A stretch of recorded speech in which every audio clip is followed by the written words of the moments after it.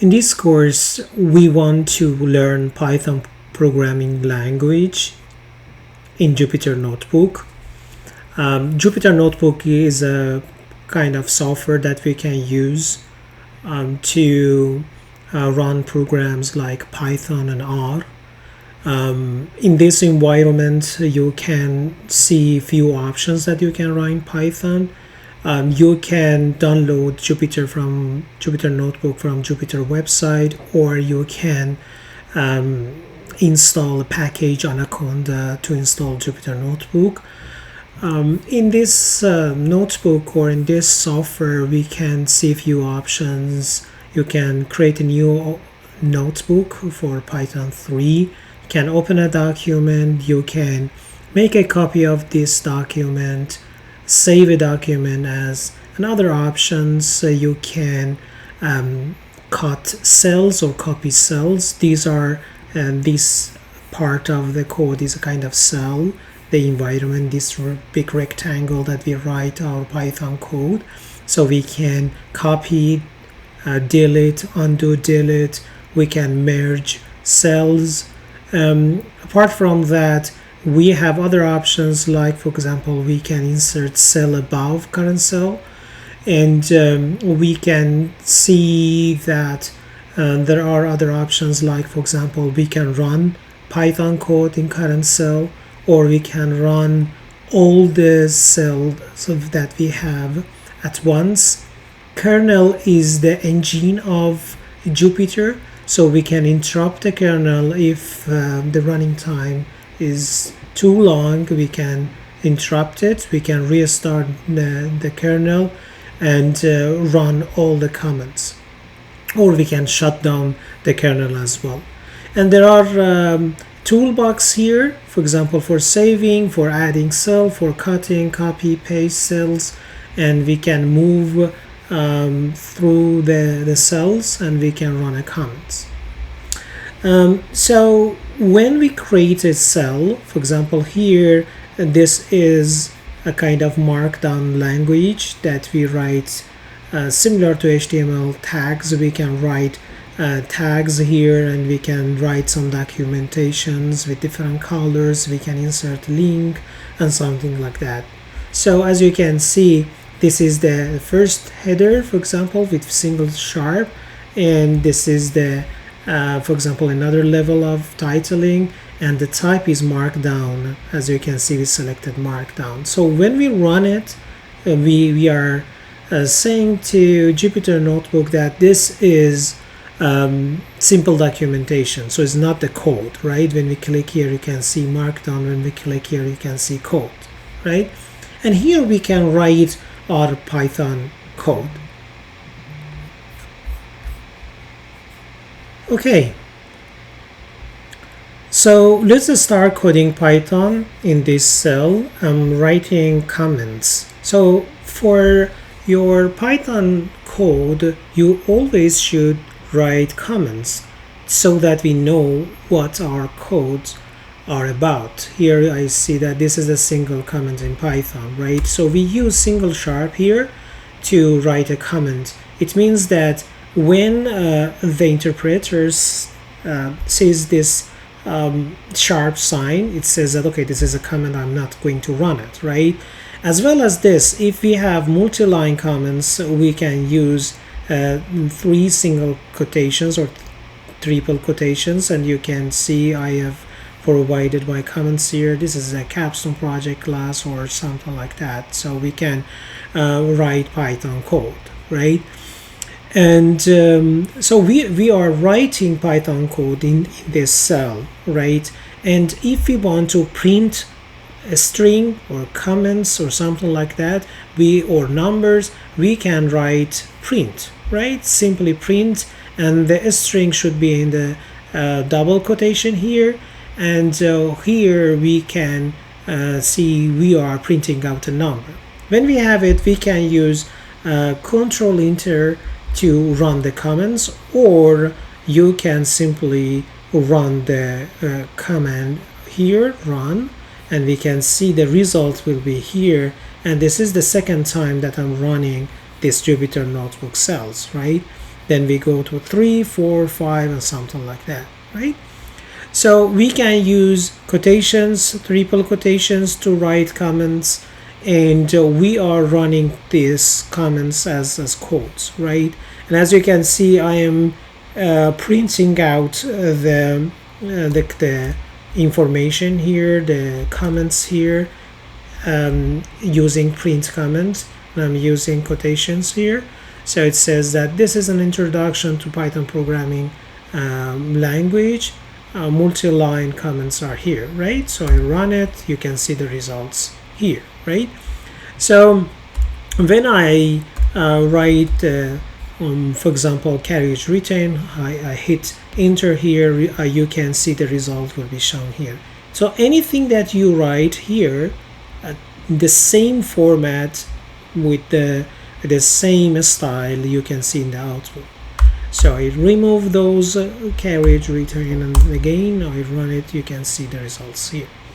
But when we print with double quotation, we can see the comments are here, and if we want to use a single quotation inside of double quotation, we can use it in the double quotation here. For example, hello world Python language, right? So there are some tips regarding how to write documentation. We can use for example B for backslash A, sound system bell, or new line. We can use tabs with T. We can use single quotation mark or double quotation mark. And you can see here, for example, when we write down hello and we use backslash B, it means that we should remove one letter here, right? One backslash B means backspace, so we remove this O, and after that we remove first L, and you can see the results here, right? So, or if you want to use tabs between the words, we can use backslash T with the single quotation. It shows that, okay, between hello and word, I want to see tab, right? The space between two words, right? So these are comments that we can use, or we can use plus instead of comma. You can see I use plus between the string. This is allowed to use plus instead of comma in print. Okay. The other thing is we can write some formats. For example, for printing, I'm printing name, marks, and age here. And here I'm saying that the first output here is a string. So I use %s means a string. And this is the format that I'm considering for numbers with 2 decimals, right? And this is again decimals that I'm considering that, right? And here you can see that I'm using different formats for different outputs. Okay, so these are some formats that we are using. Strings comes first here, strings are first, and after that we see space here, and we see 2 decimals, right? Here 12 distance, and we have 2, and the distance between the Mohit and the next number is less, as you can see, and again we can see 2 digits. Let me change it to 1 digit. See the change. As you can see here, we are changing this number to 1 decimals, and as you can see, it rounds up the numbers here, right? So we can use the decimals to change the formats. F means this is something float. I mean, the number is float. This is decimals, right? So we can change the format for output. There are other comments that we can use as the output. For example, we have number, and we want to see that the integer part of the number. We can use int and number, right? And indentation is very important. So when we have a bunch of Python commands, we should consider that all of them should be in the same level. If we have for loop, if block, and those kind of things, the command under that command should be indented, right? So as you can see here, we don't have any indentation, but if we consider this one, it gives me an unexpected it gives me an error, and it says that this is unexpected indentation, right? So you can see here we shouldn't have indentation if this is not part of the loop or part of the other commands, right? So I'm just correcting this.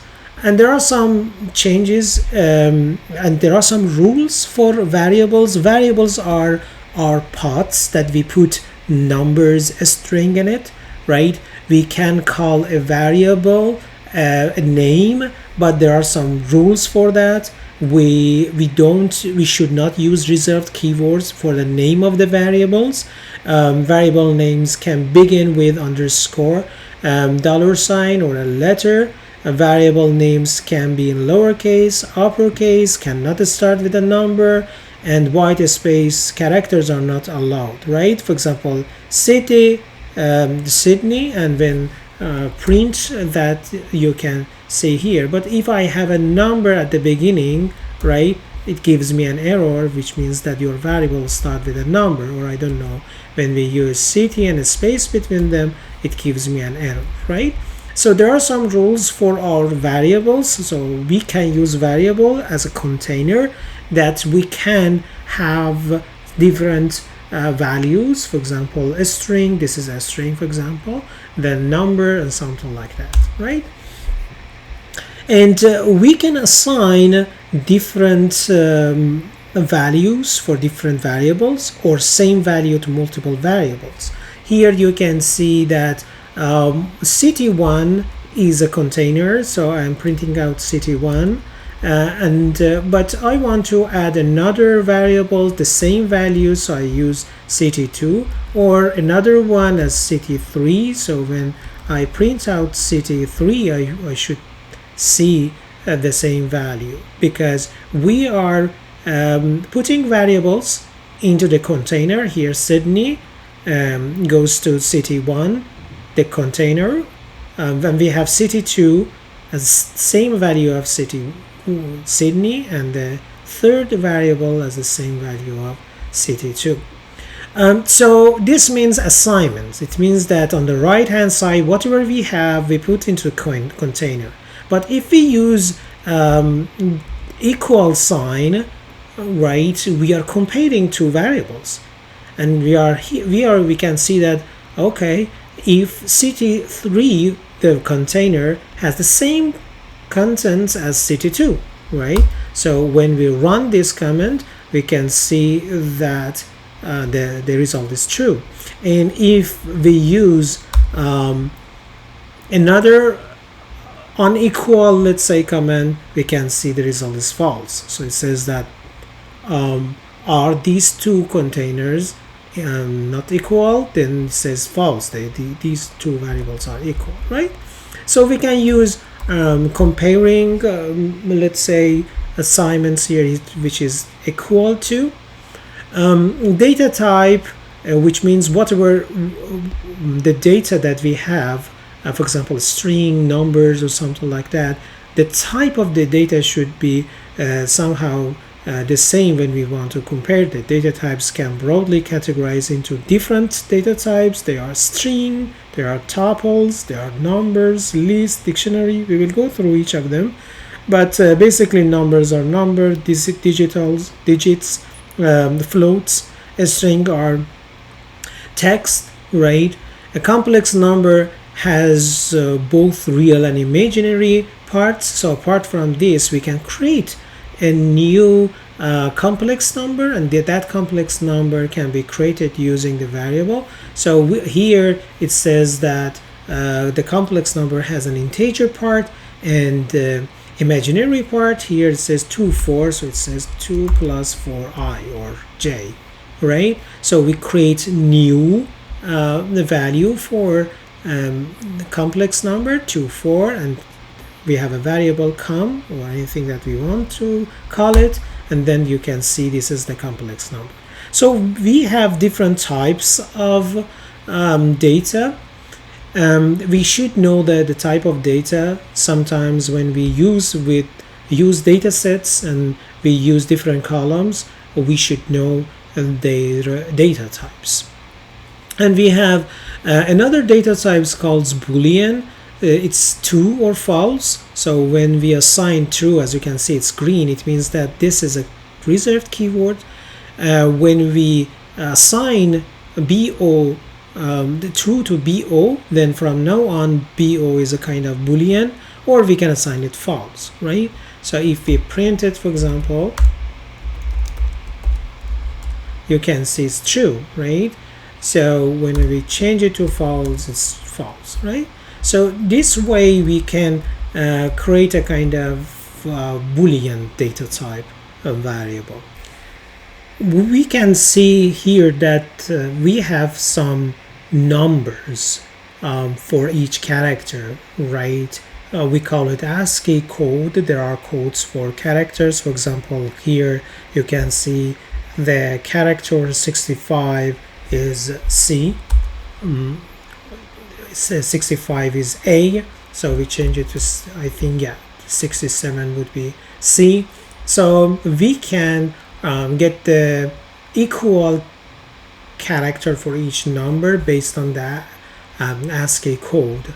If we want to go through the string values and we want to get the ASCII code of each the variable, we can use character to get the ASCII to get the equivalent character for each ASCII code, right?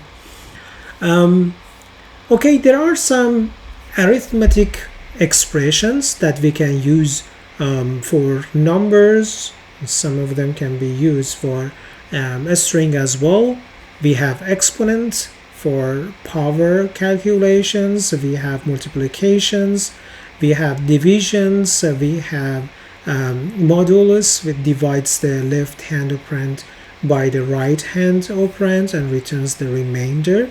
And we have addition, subtraction, and we can see here the priority order that Python considers. For example, for exponential calculations, these are the first group that's calculated.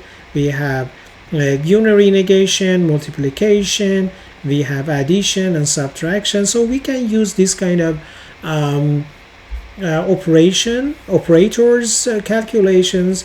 So when we have a kind of print 3 minus 28 divided by 7 multiplied by 2, the first things that will be calculated is division.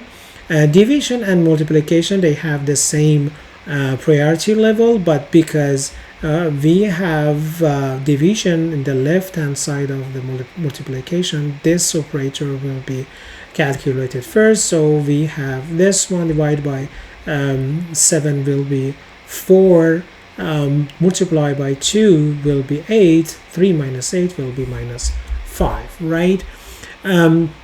So you can play with the different numbers and different operators to see how it looks like. For example, if I use this one, so this has a higher priority than the division. So 3 to the power of 2 will be 9, 9 minus 8, it will be 1.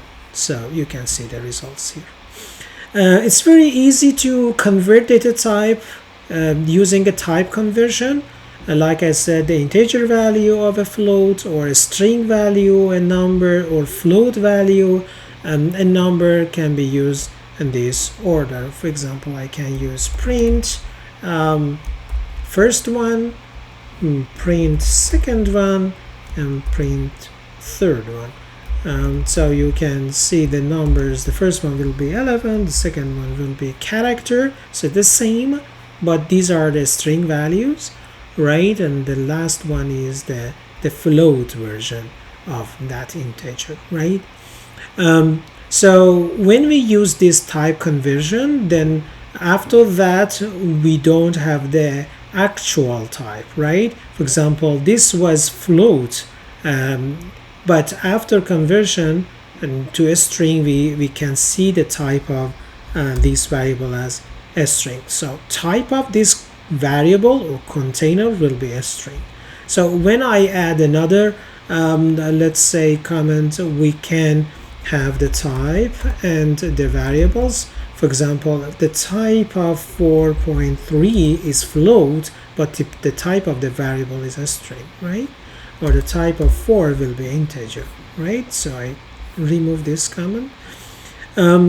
After the operator description, we have comparison operators: equals, not equals, less than, greater than, less than or equal, greater than or equal. So this command returns true if the left hand side of operand is not equal to the right hand side, right? For example, you can see the result of this value will be false, because this is equal to this one. So the first one is false, and the second one you can see is true, because 4 is less than or equal 4. We use this kind of comparison operators in if block. If we want to use if and else, we can use these operators. Okay. We have variants of assignment operator. For example, in operators we can use assignments. So like I mentioned, you can put the right hand side variable, the contents of right hand side variable, to the left hand side, or we can use plus equal. It's equivalent to x equal x plus y when we use x plus equal y, or minus equal minus assignment, or this one for multiplication, this one for division, this one for exponent. So for example, here you can see that we put 40 into x, and then we say that this is equal to x equal x to the power of 2, right? So it gives me 40 to the power of 2, which will be 1600, right? So in this way we can use these operators, right? Another thing, for example, would be for subtraction. For example, y equals 90 and y minus equal 10, it should give me 80, right? So in this way we are using another type of the operators, right? And for comparing different operators, as I explained before, we can see that exponent has a higher priority than division, but here we have parentheses. Even parentheses have higher priority than exponents operands, and you can see here x plus y will be 13, so this will be first, and then this one y to the power of 2 will be 36, divided by 4 will be 9, 9 minus 9 minus 13 will be minus 4, and 7 minus 4 will be 3. We have bitwise operators that they are used to work based on the bit of two numbers. I mean, we have the binary version of the numbers, and this operand works on the bit level. And as you can see here, we have x8, so if we want to convert it to binary, variable would be 1000, and if we have 44y, we have 0100, the equivalent binary version of these two numbers.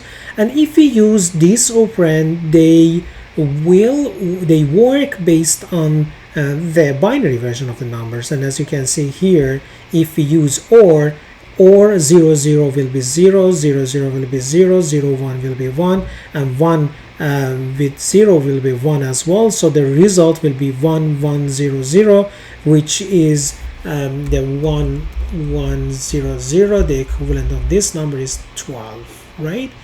So this is how it works, right?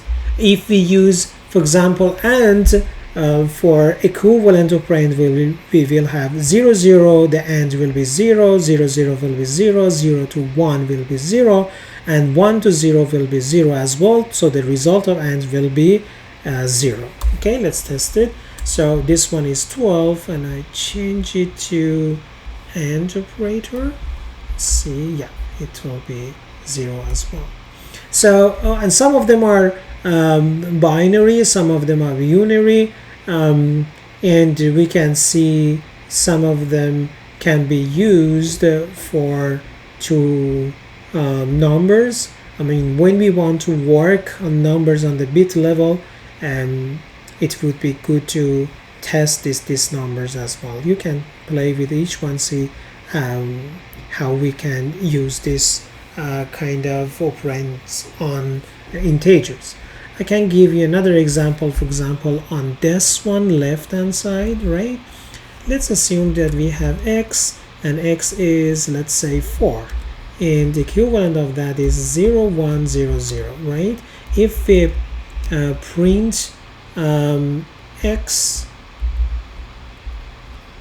and shift one number, so it will shift one number to convert it to y. Let's say we have x 1 and we print out y, it will be 8. So how it works, we say that let's shift this number to 1, right? Shift 1. If we shift that the first one, the first digit here will be 1 because the right hand side was 1, and the other will be shift to the left as well. So 1 will be here, 0 will be here, 0 will be here, the new number comes is 0, so it will be 1 0 0 0, which is equivalent to 8. So these are the operands for working with numbers, right? And you can use logical operands like and, or, right? These operands can be used, or operators can be used in, for example, if block or while block. So if we have and, both left hand side and right hand side should be correct in order to we have a true. But if we have or, just one of them should be correct in order to the whole statement should be true. For example, here you can see the left hand side.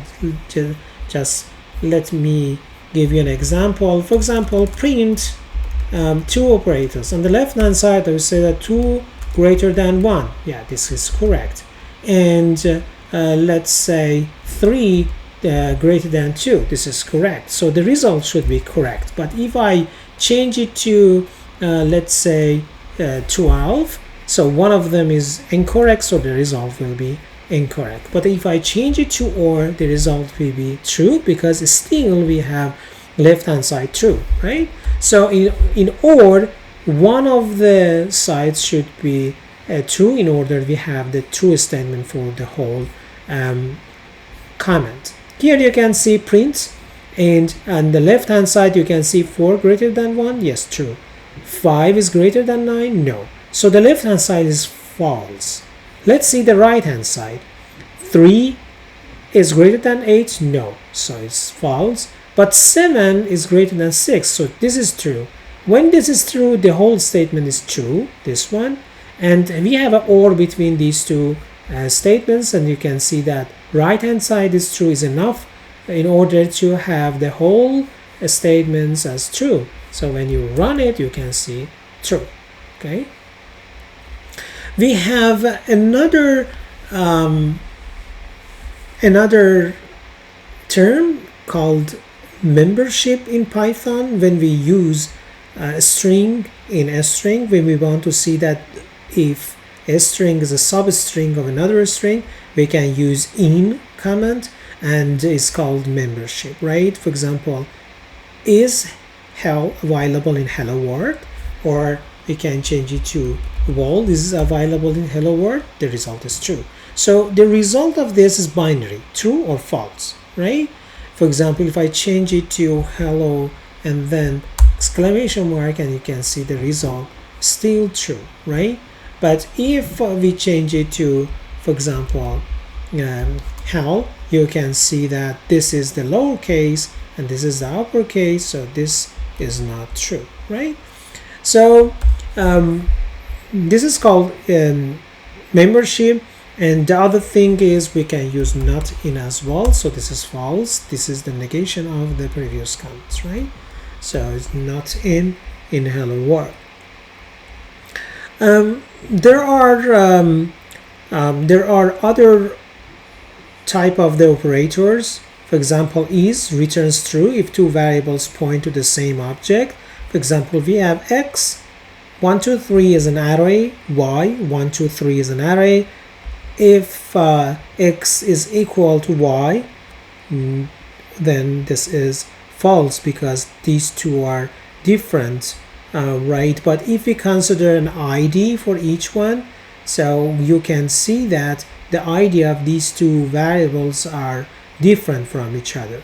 So these two variables are pointing out to different part of the memory, right? So they have different values, but they are not identical, right?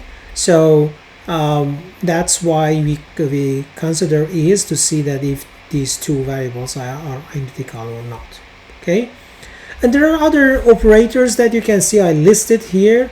For example, parentheses, exponents, and we see the division, multiplication, other operands. You can see a list of all operands here. The next part is a string. When we want to work with text, right? Type of a string is str. str stands for string, right? So when we have a string like this, we can play with the string to see that how many characters does it have, or what's the first character, what's the last character. We can find something in the text, particularly when we use a paragraph or a text and we want to search for a specific word or character or letter inside of that text. We can use a string functions or operators. So the way that Python works for a string, it converts the string to an array of characters. For example, you can see the first character here would be space, right? A space is a kind of characters. And the last one we can use -1. So we don't have an index of -1. -1 means the last one, right? It will be E. And it gives this one, this column, it says that from the start to end, the characters we are looking for. So here you can see the variables from 0 to 3. So we have 0, this is the 0 to 3, so 3 characters that we have here. So it will be space, T, and H, right? And the length of this variable will be from beginning to the end of this sentence, right? And if we want to see that is available here in the sentence, we should see that what is the first time that we see these characters. So the index will be 3, right?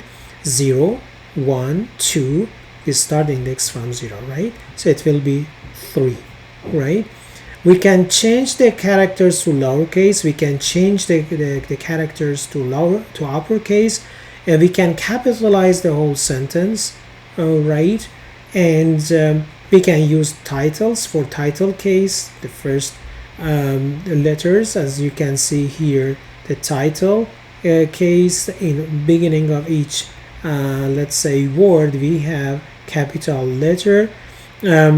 We can have a kind of swap case that we have all lowercase to uppercase, changed all the uppercase to lowercase. We can strip which removes the space from both sides of the sentence. We can split the sentence to an array of words. So when we split it, we have one word for each sentence. This is a sentence. As you can see here, we split the words, and then we can get the first word. And here, when we split it, the first one will be this, right? So it says that give me the first word. 0 means the first index. Right here, it gives the word this for this case. Another thing is sometimes we need to replace a character by another character, and it says here replace T by P, and we can see that if we have a T here, yes, the first one will change to P, and replaced with the maximum times, and we can see that the replace we have S replaced by Y 2 times, right? If we have 2 1, if we change it for example to 1, we can see that only the first one will change to Y, because we say that maximum times that we should change. It starts from the beginning and replace S to Y only first time. There are other functions that we can use for a string. To use those functions, we can use the variable name, and we can use dot and the name of the function. Here you can see I'm using one of the functions called join. This is a string variable array of a string array of words. There are 3 words here. I join these 3 words using space, right? So when I join these 3 words, you can see that the result will be simply 3 words with a space. So you can see this is Python, but at the beginning we might have space as well. I mean, we have this space as well. So we can somehow trim the same way that we mentioned here, the space, right? But let's have this sentence. Does it end with E? No, so the result will be false. Does it start with T? I think, yeah, that's correct. It starts with T. Does it include characters? Because it starts with a space, it doesn't have characters. Perhaps one thing that we can do, we can use a strip to remove the characters. Then we can see that the results, if I strip it before, for example, if I use here, let me see if it works. So does it include variable? This is the variable here, so it strips from both sides. Or what about trim? Do we have a trim here? No, we don't have a trim, so strip works here. So does it with end? Yes. T, no. Is it alphabet? Is no, because we have a space between them, so I remove a space. Now let's change it. Yes, true. But basically when we have space here, it doesn't consider space as a kind of alphabetic. And let's test others. Is it digit? No. Does it have a space? No. So let me does contain a space. It should say, is it a space the whole sentence? No. If we consider, for example, simply this one, is it a space? It's true, right? But the whole sentence is not space, right? And not so is, let me change it to, is it space? No. Okay, so yeah, let me remove it. Okay, is it title case? title case? No, it's not a title case. In the title case we have capital letter at the beginning, so it's false. Is it the lowercase? No. Is it an uppercase? No. So this is how we change the string values. So this was kind of a string array of the words, but apart from that we have a term called tuple.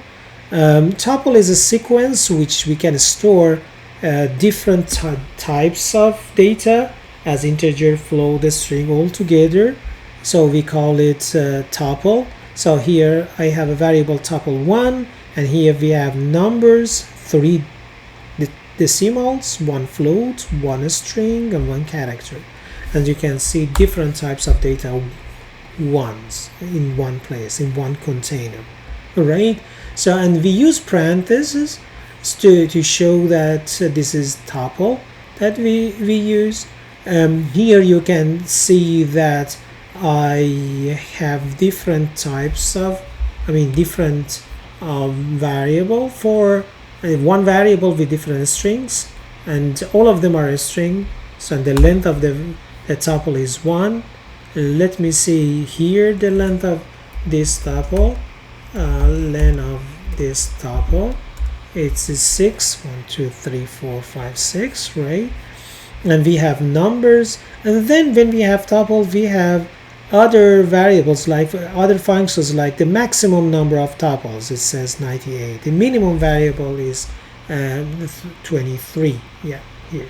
So we can use the maximum value of a tuple, the minimum value of tuple, and here you can see that the maximum function returns the first one, first occurrence in the tuple. So we have 450, and here as well, but it considers the first one, right? So if we consider this one, it gives us 450. We can have operations or operator between the tuples. The tuple 1, what was the tuple 1? This, and the tuple 2 was number. This is the tuple includes, this tuple includes a string. So when I merge these two tuples, I can see the numbers top 1 to top 2. I didn't run this command. I will run this command, and then I should be able to see the correct values. Yeah, C, Python, Java, and HTML, and you can see these are coming from tuple 1 and the numbers. So we can combine two tuples. We can have different variables for different tuples, and tuple 4 is for the first array, and the second one is that for variables that we have, and if we have the tuple 5, it will the second one. So in this way we can have different variable here. We can multiply one tuple by different numbers, so it means that it repeats the value based on the numbers that we have. For example, tuple 1 has C, Python, Java, and HTML. When we multiply by 2, it gives the same tuples twice, right? You can see that twice the same value. We can have list, and in the list, the difference between the list and tuple, you can see tuple has different data types, but in the list we have a list of the array. These are numbers, and we can use the same operators as maximum and I guess minimum to see that what's going on in each array, right? We can add another value to one array of numbers. For example, here we have list 1. I want to add 40. I use append, right, to that one as well, and you can see 1 2 3 4, right? So we can see an empty list, we can see default list with some words here, and then we can access each element of array, right? For example, we can unpack the list value using different variables. For example, here we have A, B, C, D, an array of words, right? I run it, and you can see the first one is A, and the second one is assigned to B, right? But we can access to elements of an array. For example, here list second element. So we start from 0, 0, 1. Second element will be 20, right? The first element will be 10. In this case, using index, we can access elements of list. Or we can say from the second one to the fourth one, right? So Iron Man here, where is Avengers? Avengers here, 0, 1, 2, 3. We start from here to here, right? To here, right? Until we have the second one, right? So let me run the Avengers, and we can see that we start from 1, right? And we end with last one will be the number here -1. So we start from 1 to 2, right? And we can have a step as well. For example, we start from 1 and we jump to, so then we have here 2. So this is the step that we consider. This is 0, this is 1, this is the second option, this is the last option, and then we jump 2, right? So this is the step that we use here. And the third one will be Spider-Man. We want to change the third option here, 0, 1. Third option is kept same, and we want to replace it by Spider-Man. So say Spider-Man will be Avengers 2, and then we can see that the list is changed, right? Or we can remove the first one. When we remove first one, we should see the last 3, and you can see now we have here. Or we can merge 2 array lists, right? Again, we add it with the Avengers, right? Or we can multiply by 2, which in this case, so we repeat the with this number the whole elements of the list, right? Here we have the last part, we have Iron Man, Spider-Man, Thor, right? When we multiply by 2, then we have the whole list twice, right? Then as I mentioned before, we can use membership. Is a Spider-Man available in Avengers? Yes, so we have true. We can have numbers, maximum of numbers, minimum of numbers.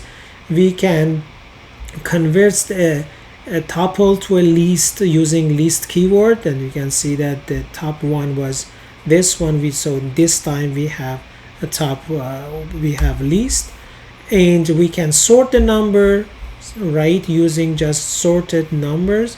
As you can see here, the numbers are sorted from 6 to 74, and we can append elements like I said before, and we can see these somehow the numbers that we can see added by 98.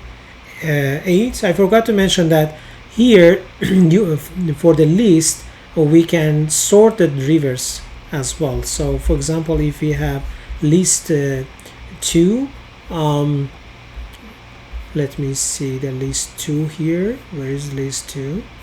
If we consider a list 2 sorted, let's create a list 2 here, or list 3. List 3, and we have 23, 45, 87, and we want to sort reversely, and we want to print list 3. You can see that we have 87, 45, and 23. So in this way we can sort differently. What else we have here we can append one array to another array. Let me see. Yeah, we were here. So we have Avengers 1, we have Avengers 2. We can extend it, which means that we can attach the second array to the first one, and we can see the results here. Or we can copy one array to another array, then append another array to that. So after doing this, we can see that Avengers 3 includes the first one and second one, and we have the first one as well. So Avengers 1, now we have this, right?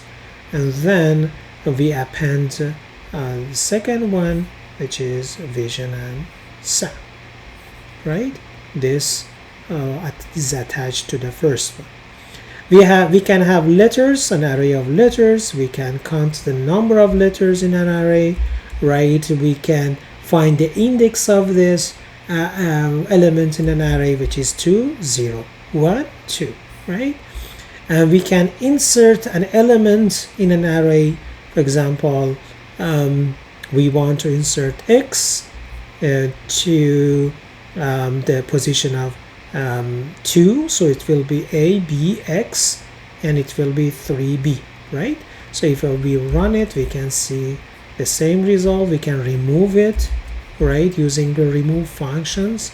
We can pop, when we pop the values, the way it works is we gives us the last option that we have, and we can put the numbers to get the number, to remove the numbers from the ends. And when we run it, you can see the b is not available here, right? What else? We can add a number here. If I pop 2, and then it will be 3 as well, so then we have 2, right? So the way it works, let me show you how it works. Actually, now our numbers, our letters is A, B, C, D, right? When we pop 2, it says that the second one in the place, you can see this should be removed, right? So we removed it, and then we have A, B, and B, right? Okay, and then we have letters, and what does it do? Yeah, this is the reverse. It reverses the values here. It's a very good function when we want to reverse the values. We just simply use reverse and reverse the values in an array, right? Yeah.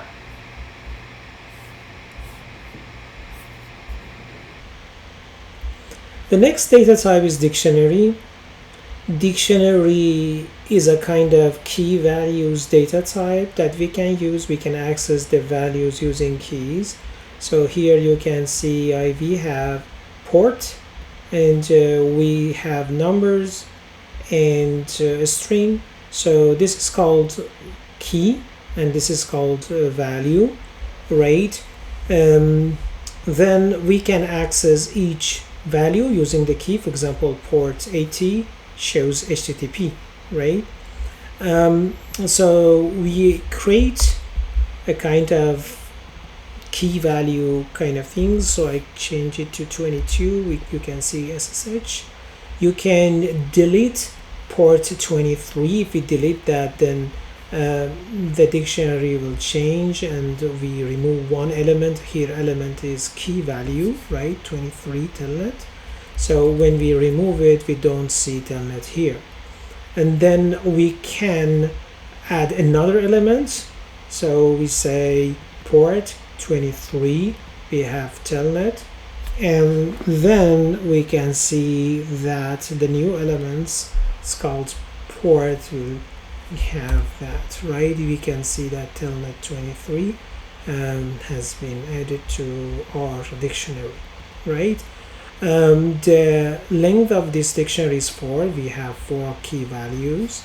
The maximum, the value for the keys are 80, right? And the minimum is 22, right? Here we can see that we have Avengers, and this is a new dictionary that we create. and we copy a dictionary to another, then we have the second dictionary a copy of the first one, and using the value we can access to the using the key we can access the value. For example, we say get BW, and it gives me the value of the BW, right? We can, if the key one is not found, then the message will be returned and added to the dictionary. For example, here we use set default. So what it says that if you don't find BWD in here, then the default value for that should be unknown. If we added as a value for that, for example here I added a value to BWD as anonymous, then we have a value for that, right? When we ask the BW, then it shouldn't be unknown. Let me run it. Yeah, it's not unknown anymore because it has a value. But if we don't find it, we call it unknown, right? So yeah, we have anonymous here. The default is for KGs unknown, but for BWD is not unknown anymore. So in the Avengers 2, we can ask for using contains. We can see that if it contains the Avenger 2 BW, right? So this is the key to be searched in the dictionary, if we have a BW in our dictionary or not. So it returns true or false. So do we have that? We have it, yes, but if I change it to something else, it says no. So BW is available. So I run it again and you can see BW is available. We can have all the keys. For example, in the dictionary, we can see the values of the dictionary. We can see that we can update the value of a dictionary. For example, here we have KG as unknown, and then we change it to Spider-Man, then we can see the value will change to Spider-Man. So update will update the value of a dictionary, right? And then we can use items. Items gives us key values, and you can see we are using a new command. It's called for. It's a kind of loop. We can go through elements, right? In the loop here we can see that Avengers, all the items including key values, go through key values. So K is key, V is value, right? We can change it to anything that we want, I mean A, B or something like that. But if we use this format, it goes through key values, and the first item will be key and the second item will be a V or values, right? So you can see the first value of Avengers is Iron Man, Tony, CA, Steve, or something like that, right? And if we are looking for keys, then we can go through the keys, and for each dictionary key we can find the values. So I'm saying that go through the keys of Avengers, right? These items, Iron Man, CA, and KG. If you find anything in that array, right, just write it down. It writes down, and then find the values. To find a value, we know that we can access the value of this dictionary based on their keys. So we can search for keys, and based on these keys for each one, for example Iron Man, we know that the value is Tony. We can clear a dictionary, and it's all the items in the dictionary will be removed. There are some control statements and loops.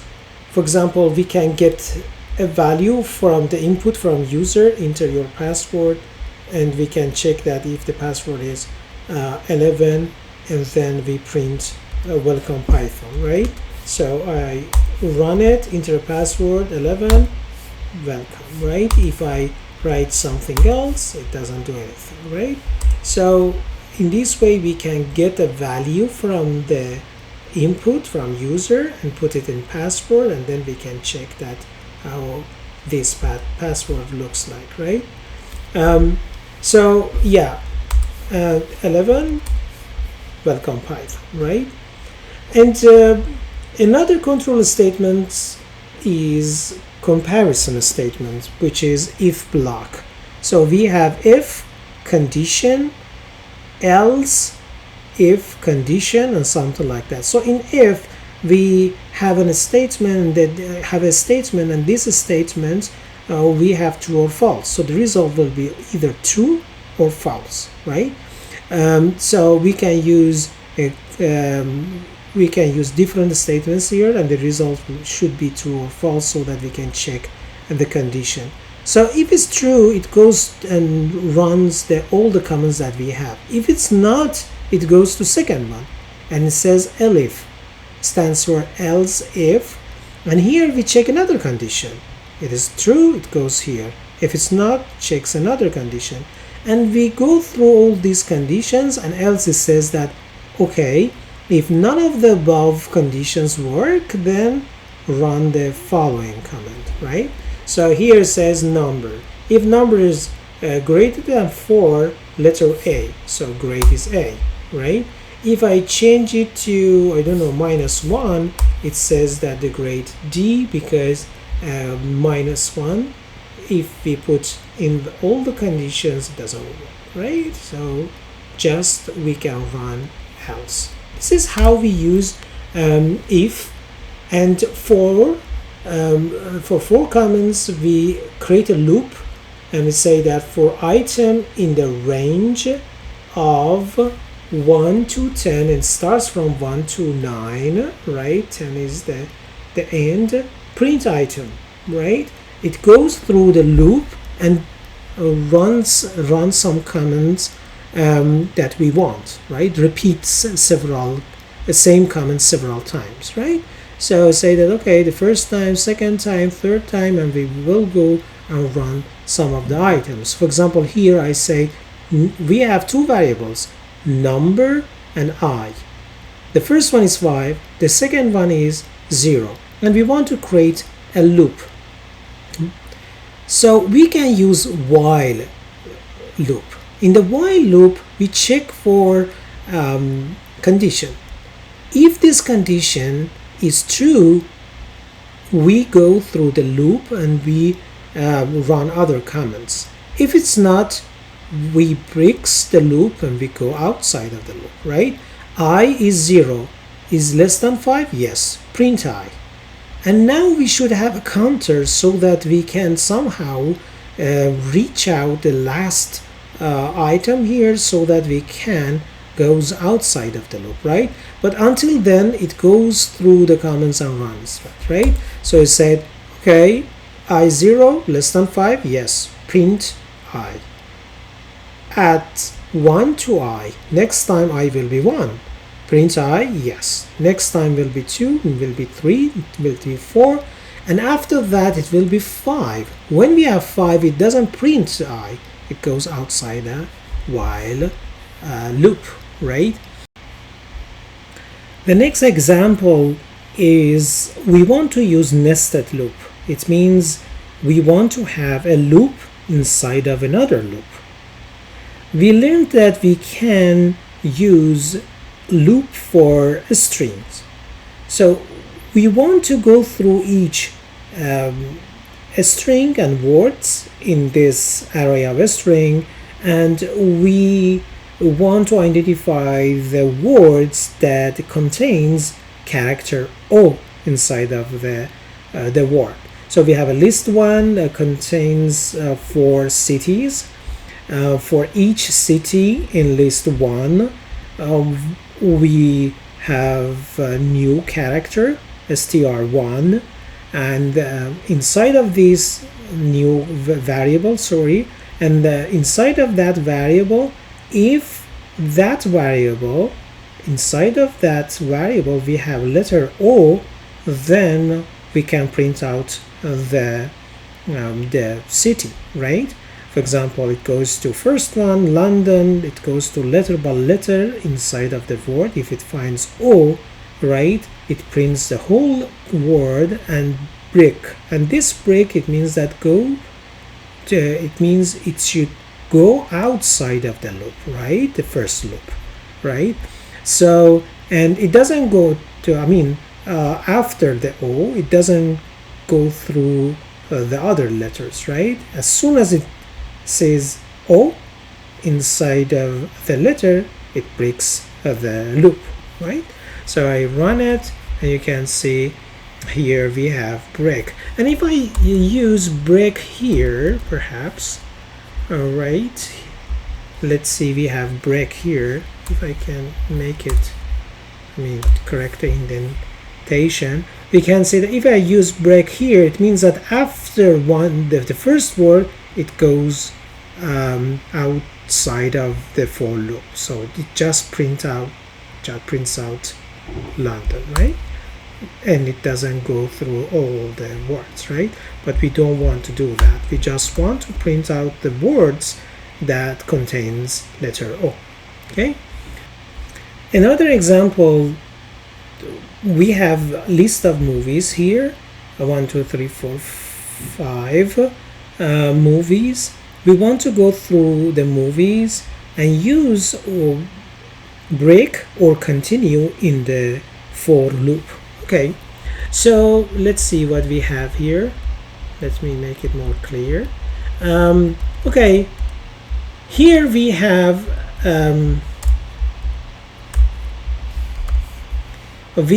for loop for each item in movies.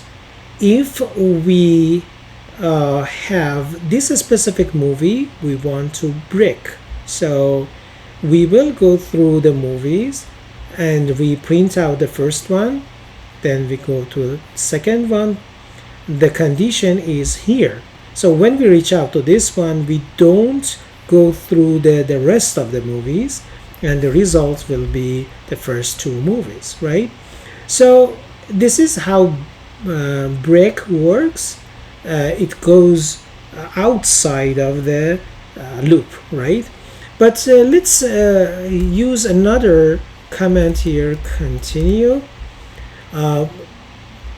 When we use continue, it doesn't run the comment after that. It goes again to the loop, to the condition of the loop.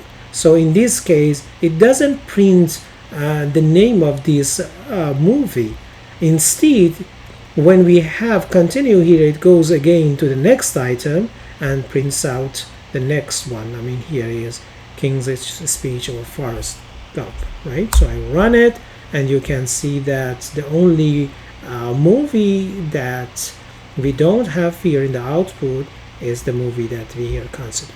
So continue goes to the condition of the loop. It doesn't run the comments below, but break goes outside of the loop.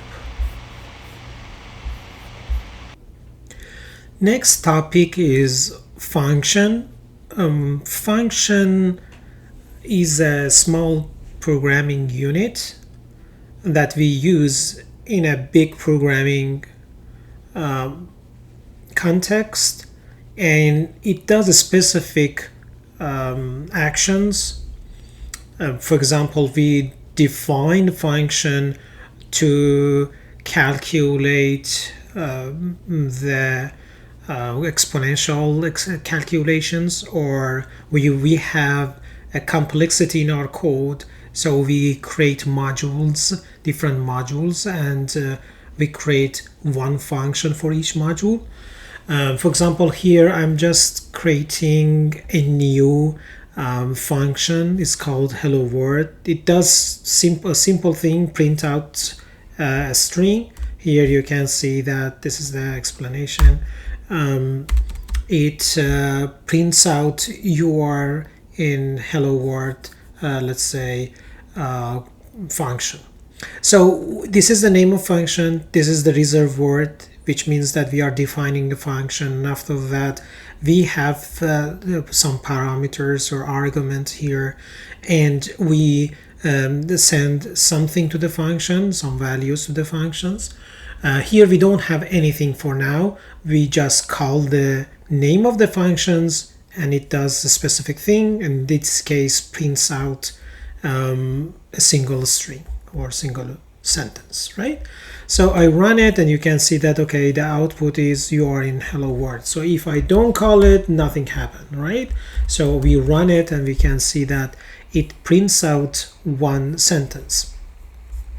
Here you can see that we pass an argument to the function and we send a value to function and then that function prints out the value.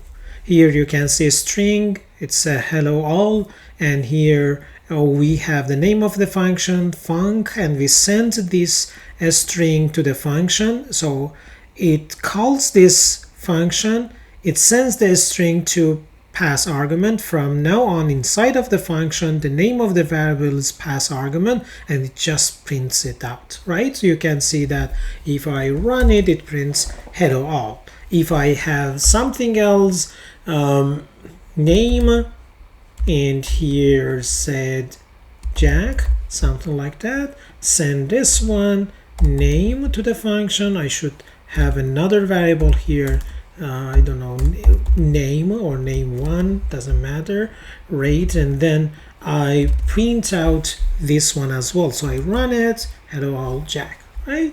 So we send two parameter to, and these two arguments will be inside of this function valid, right?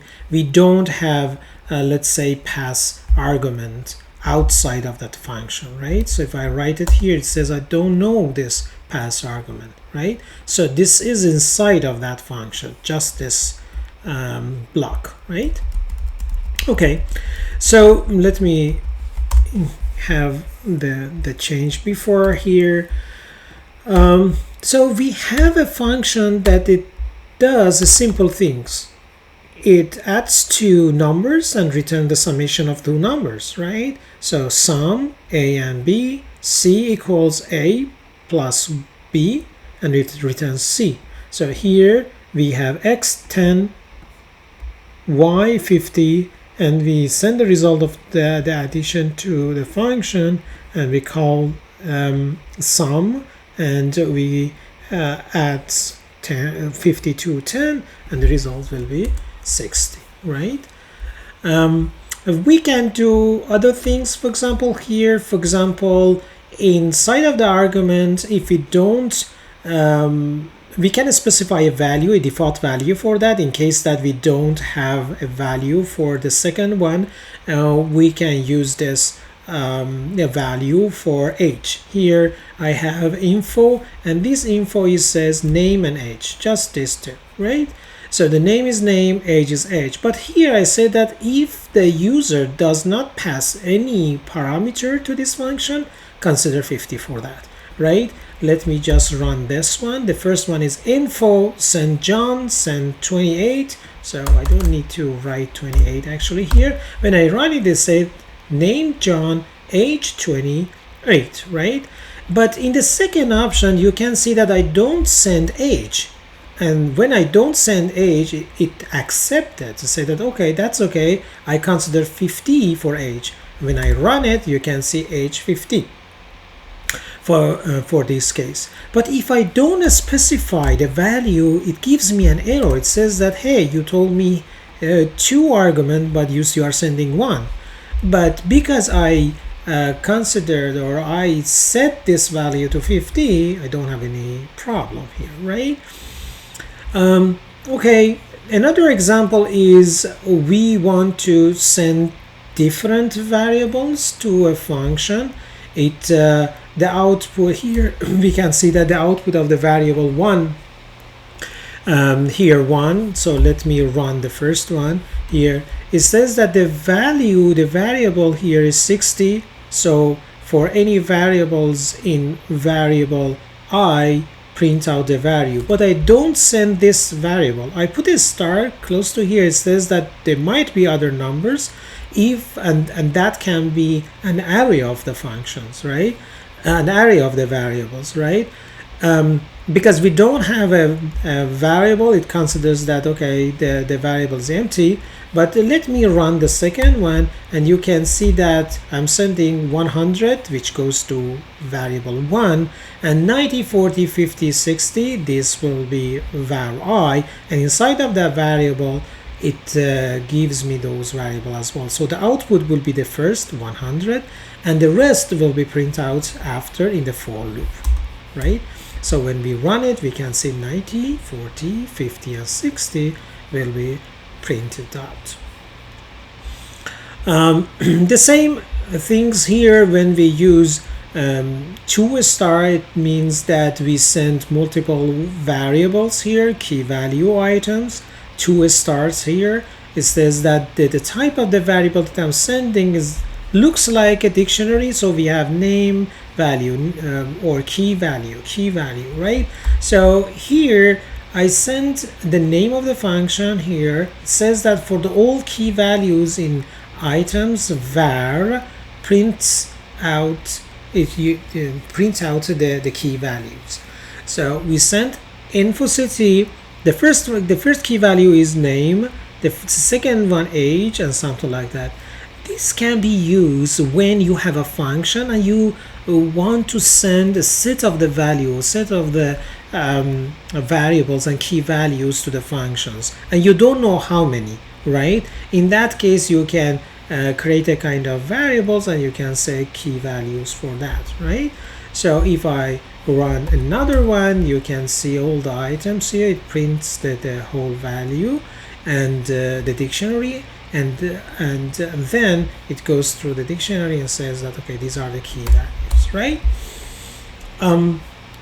Like I said, it can be used when we don't know how many parameters or how many arguments we want to send, and then we want to parse that value inside of the function. And a variable to a function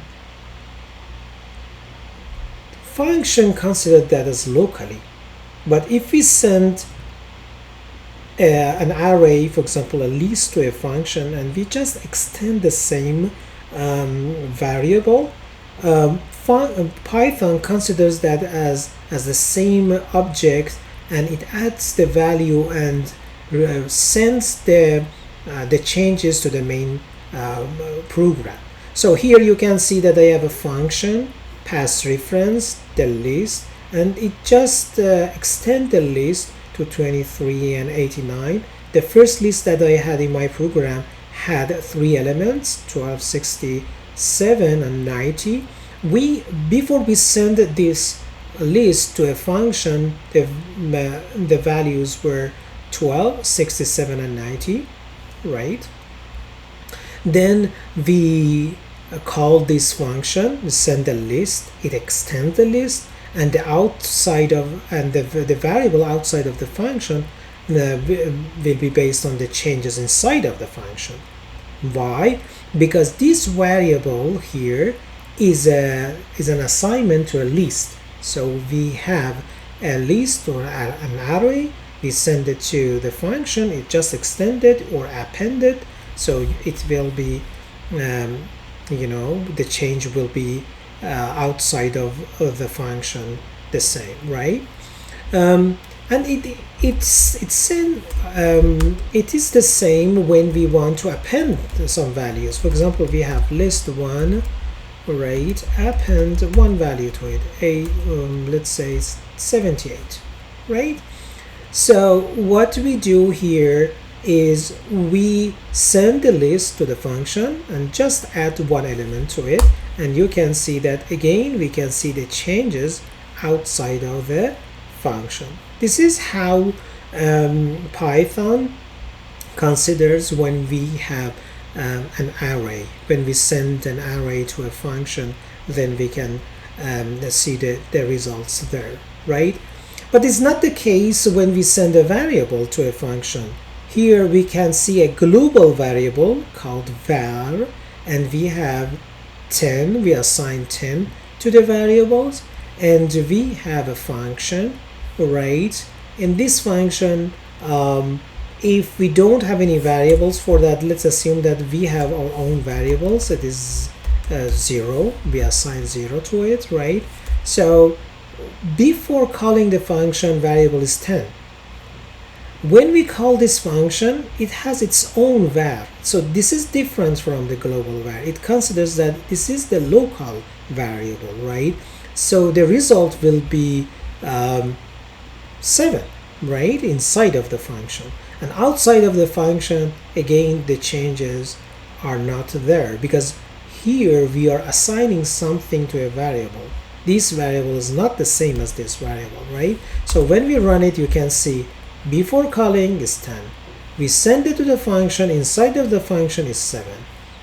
After calling, it's again 10, because these two variables are different from each other, right? But in terms of list or array, it's different. And the next topic is modules. We use modules as functions in another Python file. Let's assume that we have many functions in one Python file and we want to divide this file into two files, one file including all the functions that we want to call, and we create a new file, and in the new file we want to call those functions, right? So what there we use, we create some functions in the new Python file. We simply create a file module1 or any name that you want with the py extension, and after that there we just write the functions that we want. For example, in one of functions, in one function could be module1 that multiplies two numbers, another one could be sum that adds two numbers, right? And we want to use it in our new file. Let's assume that this is our new file. So when we save it in the same location that we have this Jupyter notebook file, be advised that the original file should have py extension, then we can call those functions, right? Now we import module1 because I created the file named module1.py, and in that file I have two functions. Here I define two variables, x and y, one 12, another one 34, and we use module1 here. Sum1, I have a sum function in that file that just adds two numbers, and module1 same as this one, and then I can see the results here. So for example, in that it says that in that function, in that module1, we don't have sum one function, right? And then we can have a look. I mean, if we open the module1, we can see that if we have that one, yes, we don't have that module1. Let me see if we can define it, sum1 a and b, and then we have c equals a plus b, and we return c, right? And then we can go back here and import it. Let me see if we save it, and we save it, file saved.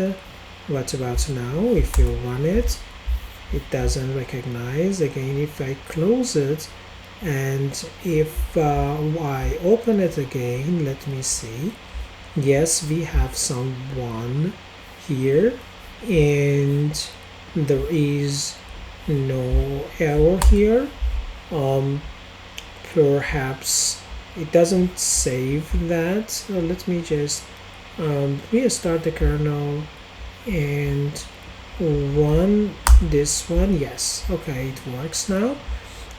So sum is 46 and the other one and 40, and you can see that I have two functions. Another file, I just use them here, and or you can import that. Let me just comment this, import that as another name, and there we can use MD as module 1, right? Another thing is we can import module 1, all the function that we have, and there we don't need to write module 1 dot something, right? In that case we don't have sub1, right? We have mul1, right? And we can see that. So this is we can import all the files using star here, right? So that's a good option in Python when we have large files with many functions. We can divide it into different files and import them in the Jupyter Notebook. Another topic is files. Files means those containers or files that we have in our computers.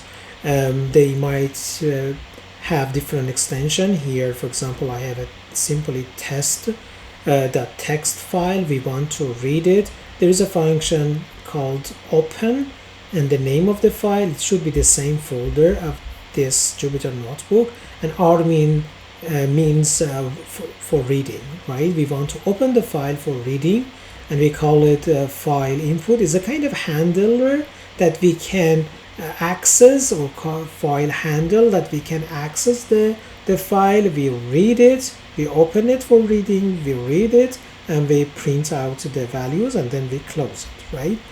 If we go back to that, do we have a test text? Yes, this is an example line, and here what we do is we read it, and we can see that from that text file we read to sentence, right?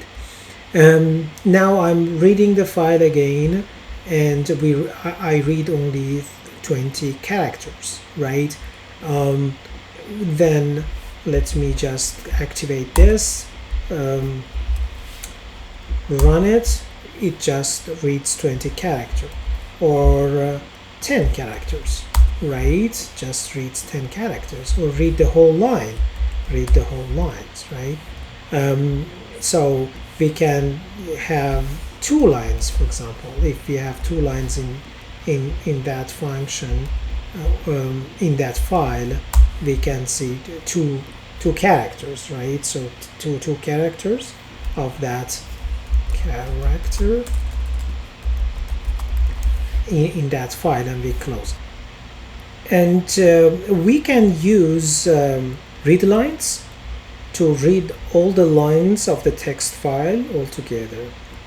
Here you can see that we open the test text for reading, and then we go through the lines and we read the lines one by one. We can open a file for writing as well. Here I'm creating a new text file. I want to write in the file, and here you can see that I write some sentences, and then I close the files. Close the file, and when I run it, it creates motivation text. We don't have this file before, so when I run it, it creates the file, and it opens the file and write these sentences and then close it. So if we can see the motivation, where is the motivation file, something that we just created? Yeah, these are the 3 sentences that we have created, right? And then we can read the lines, and we can see that those sentences are there, right? What else? We can create a list of the sentences. We can open it, and we can write using write lines. We can go through the list, and we can write in the file using write lines instead of writing one by one sentences, right?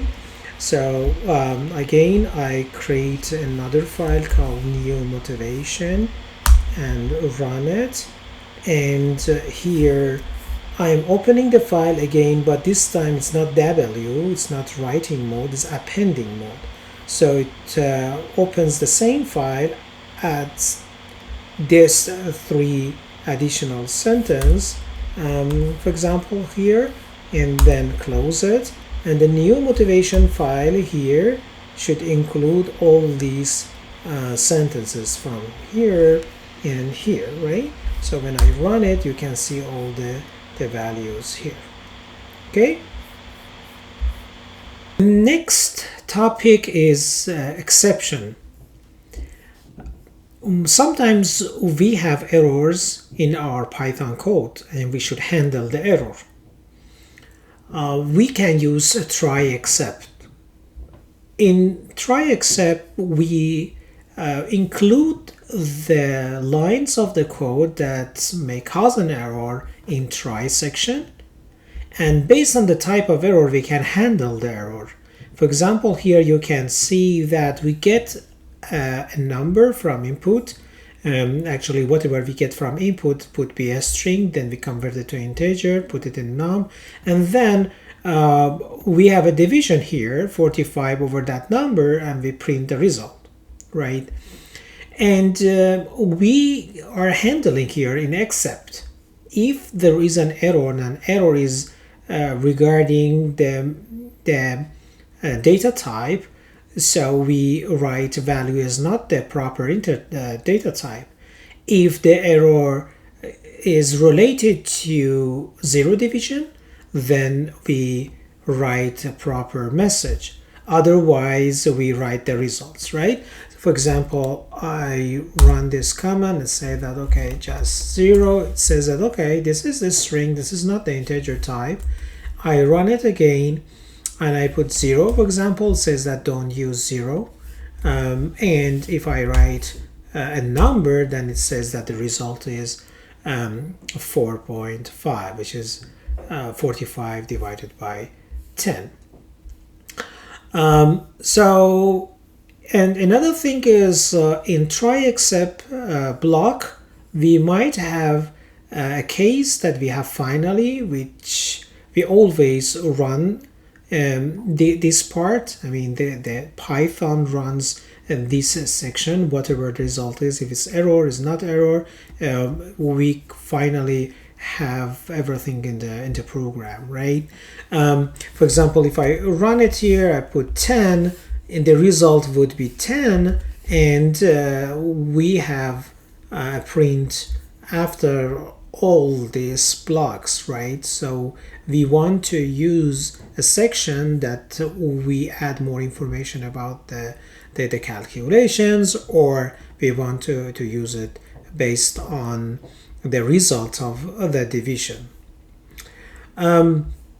Here you can see another example that we can somehow handle the error based on the type of the exception. So instead of having except colon, we can write except exception as E. So then we can use E.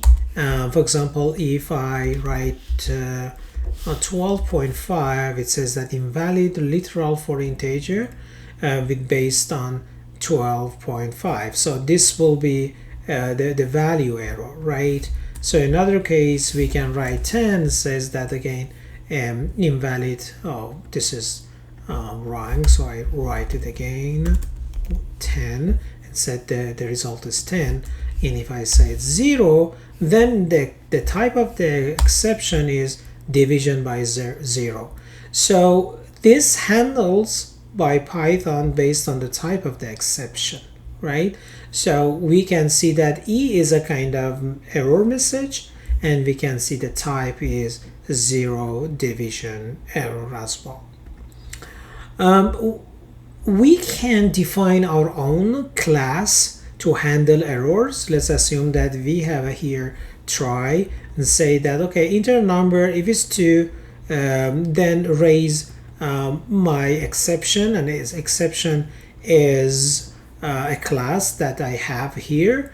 Otherwise, we print a number, the number is not 2, and if there is an error here, it calls my exception, right?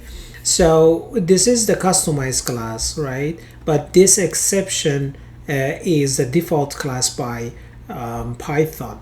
But I can customize my output, and I can create my own class based on the based on the results, right? So for example, here I write 2. It says that my exception occurred, right? It goes to my exception, it gets the exception, and then we have the results, right? So this is something that we are considering. Otherwise, if I say 3, number is not 2, so we have the results here. So we can handle the exception by customizing the type of the class that we have, right? But let's see, what does class mean? We learned function. We mentioned that function is a unit program that we can use for a specific action for a specific purpose, right? For example, we can use a function to search for a word in a paragraph. We can use a function to calculate the multiplication of two numbers or something like that. But sometimes we need a complex data type that has some actions as well as attributes. So we want to define it as a kind of class that we can use both attributes and methods together. So functions in class is called methods. So, and the class is used in object-oriented programming languages. For example, in C++, Java, and other programming languages like object-oriented, they implement the class topic, right? And so how can we do that? We create a kind of class and we define attributes and actions there, and then we create instances from the class, right? Let's assume that we have a class student, and as you can see here, within a student we might have different types of data. We might have integer, a string, and something like that. And then there are some actions, right? So we use class to encapsulate every thing in terms of the data type, attributes in one place, right? For example, each student, current year I consider 2023, count is the number of a student I consider, and this is constructor. So what is a constructor?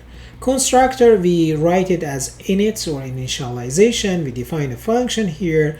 So, and we handle the basic information about the class, the attributes of the class. A student, at the beginning, when we create an instance from a student, there are some variables that we can initialize it. For example, a student has first name, a student has last name, a student has age. But at the beginning, when we initiate the class, what should be their numbers? We here can somehow initialize those values. For example, first name, we can get the first name from the user, and we can put the first name in the class attributes.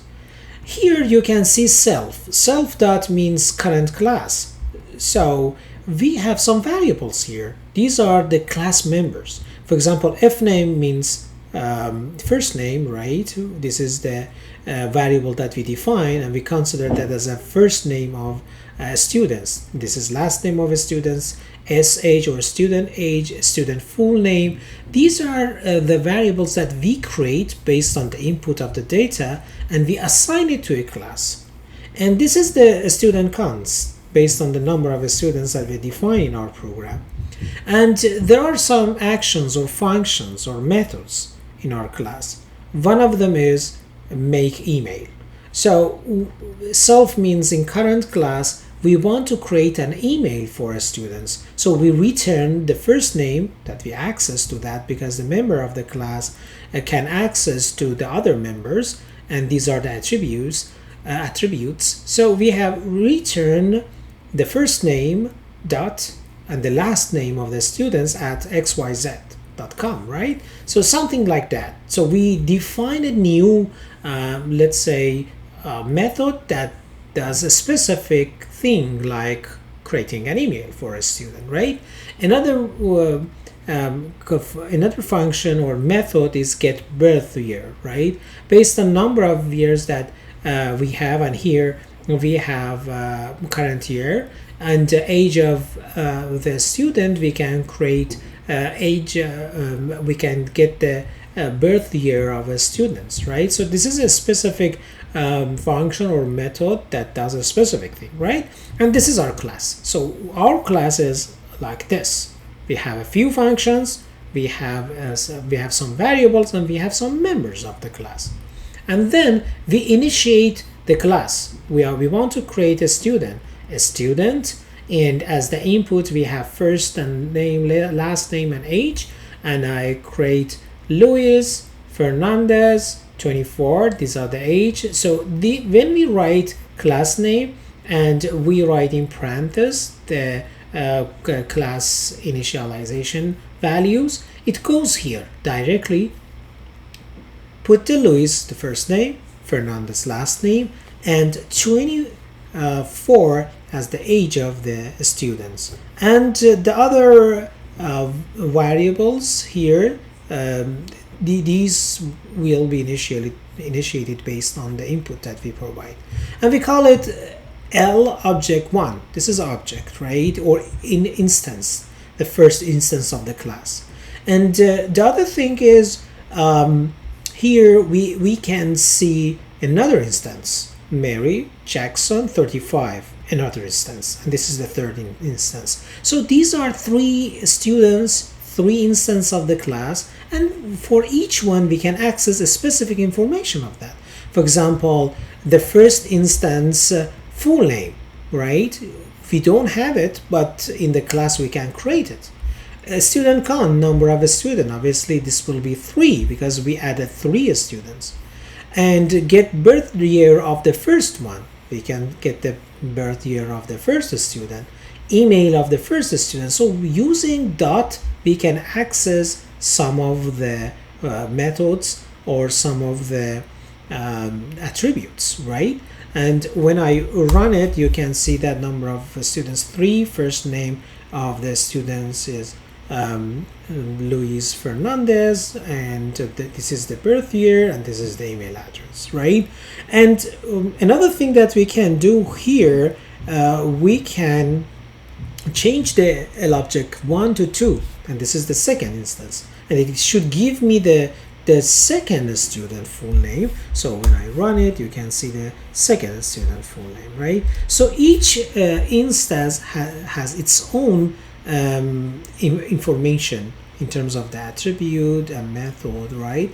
So these are the instance of the class, and I can add more students to my class.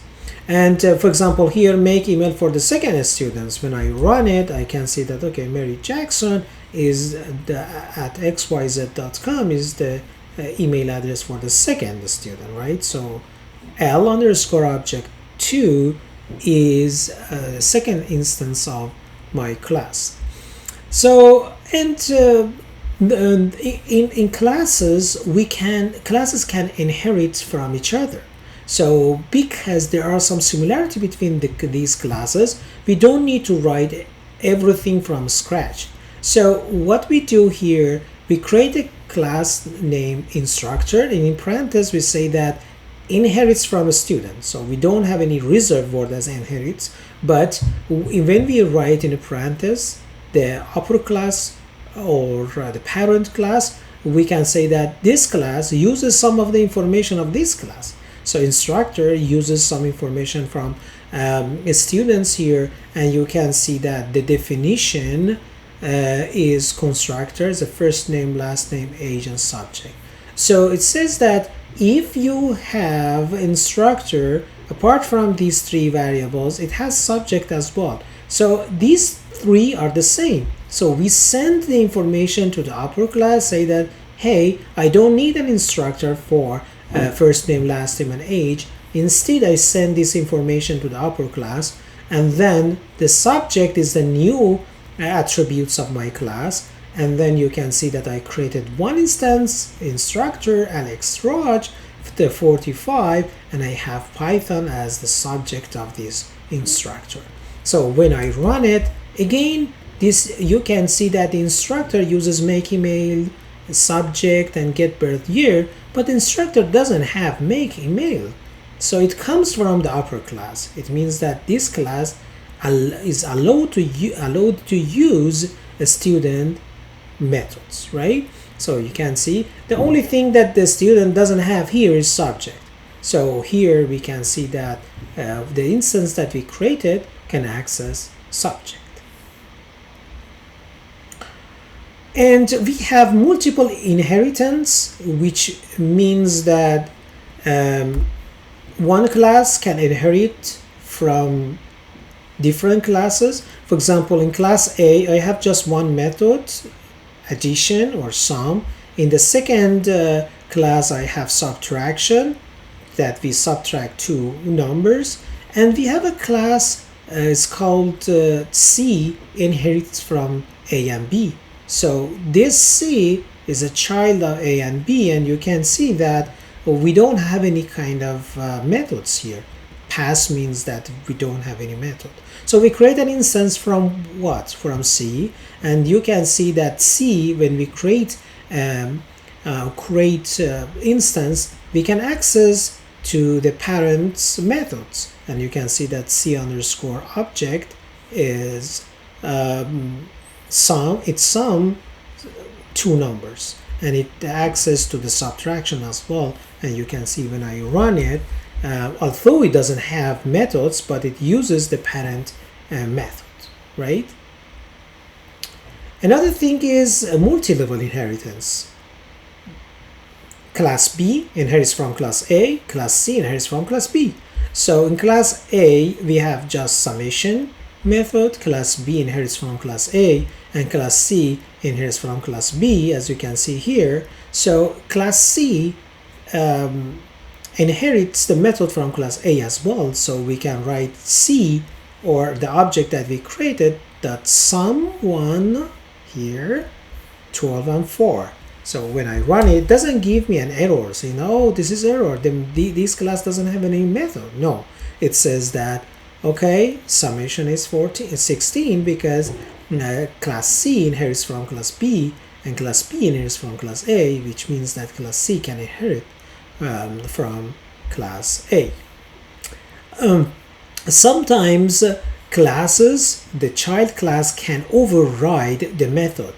They might have the same method, but they act differently. For example, if we have a class A and we have a summation, in the summation we define simply A plus B.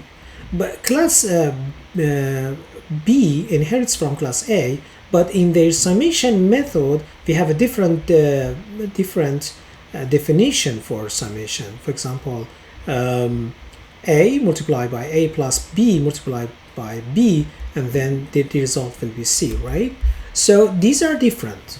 So when we create an object from class B, then when we call summation of class B, so it runs this method and not this method, right? So these are the same method, same name, as you can see, but this one overrides the content of the parent method, right?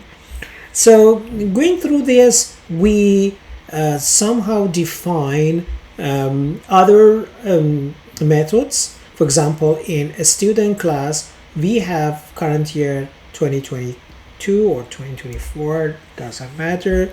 The youngest age we have here, we have count, and we have the attributes. Apart from the other attributes we have here, if the youngest age greater than age, we calculate the youngest age as the youngest age of the students.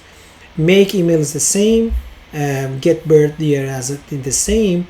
Now we add another operator is called add. So this is operator, which means that we can define some operators over the instance of the students. We can add two students, right? And it adds the age of the students, or they add other students, let's say, ages, right? So we define a specific operator here so that we can do subtraction, addition. Otherwise, if we use, for example, a class plus another class, or one instance of a class plus another instance, we might have some issues because that operator is not defined. But here we define add, then this is how we define operator. The first one will be the current class, the second one will be the new instance, and here what we do, we usually here we define age of the current class plus the age of the other instance divided by 2, right? So now we want to use those instances. You can see the first instance, Luis Fernandez 24, the second instance, Jackson 35, and we write average age. And in the average age, for example, we have a kind of summation of 2 instances, and as you can see, this definition is allowed. Otherwise, if we don't have the operator definition, when we run it, it says that, hey, you want to add 2 instances of a class, but I don't know what it is. Is it a number? Is it integer? These are float? No, these are a student class. So I can't find any definition for plus here, right? That's why we should somehow write down the operator definition so that it's understandable. And then we print the private variable here, the youngest age, which is the private variable of a student. Actually, Python does not have real private methods, so 2 underlines at the beginning make the variables and method private, which means that we can use, for example, youngest age as a kind of private variable. A private variable, a private attribute means that we cannot access that variable in other methods of other classes. Okay. Yeah, basically this is how we use classes, and we use inheritance in classes. Okay, that was all for learning Python in this section, and we will perhaps continue other learnings in other videos.